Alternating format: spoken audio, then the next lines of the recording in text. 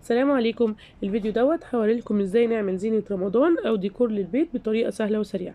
الخيوط اللي بنستخدمها لازم تبقى كلها سمك واحد.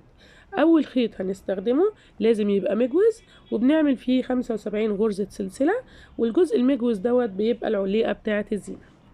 السطر الاول بيبقى عبارة عن 3 غرز عمود بلفة، في كل غرزة من غرز سلاسل السطر اللي فات. ولو عجبكم الفيديو ما تنسوش تعملوا لايك وكومنت وشير وسبسكرايب للقناة لو لسه مش مشتركين. السطر التاني بيبقى عبارة عن عمودين بلفة في كل غرزة من غرز السطر اللي فات.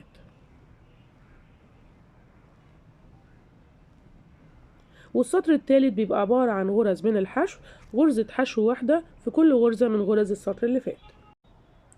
كده الزينة اتعملت. ممكن نزود جمالها بان احنا نحط لها خرز او نحط لها شراشيب في الطرف بتاعها بان احنا نربطها فيها على طول ببواقي الخيط اللي فضلت مننا، بتدي شكل جمالي اكتر.